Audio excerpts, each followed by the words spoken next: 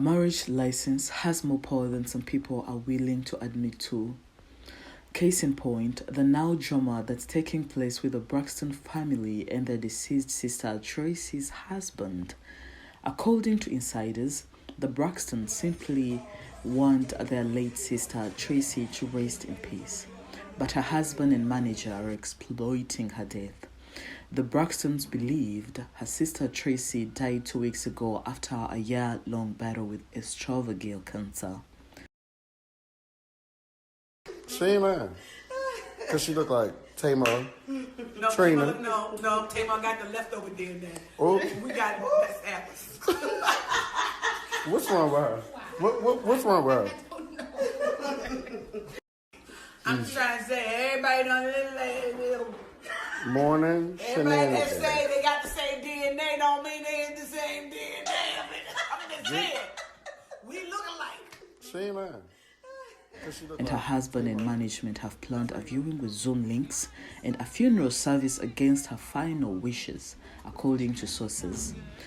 Traci did not want a funeral or wake. She did not want people looking all over her body. She specifically requested to be immediately cremated. There was a Zoom meeting that made it clear about what she wanted, and now her husband is trying to cash in on her name, a Braxton's insider told Page 6. Traci's husband, Kevin Surratt, held a viewing for her last week, and her famous sisters Tamar, Trina, Towanda, Toni, and their mother, Evelyn Braxton, opted out of attending. Their father, Michael Conrad Braxton, did show up, but were told he was initially turned away at the door for not being on the list.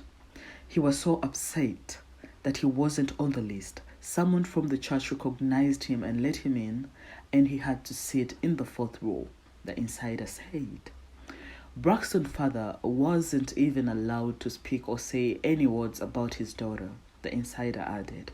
Surratt, who was married to Traci for nearly 30 years, told us it's not true, and my father-in-law and brother-in-law came in briefly. He also insisted that he invited the sisters, but they did not show up. Braxton underwent treatment for a year before she passed away in March, and our insider told us Traci's husband was planning her funeral months before she died. She did not know that, but he was talking to other people about it. Surratt claimed he honored his wife's wishes and that she explained everything to the funeral home before she passed. I was with my wife more than anybody in this world. I know my wife, and when she got cancer, we started to communicate about funeral plans, and I was still trying to find treatments for her. I went to every single one of her doctor appointments through our entire marriage. That's how we were. And now they're treating me like a deadbeat husband, he said. He claims Traci wanted a viewing and one memorial service in conjunction with her management, PR, and other members to come together and celebrate her. On Thursday, Traci's manager, Cliff Jones, whom sources say relinquished managerial duties from before she passed, is further disrespecting the family by holding an actual funeral service.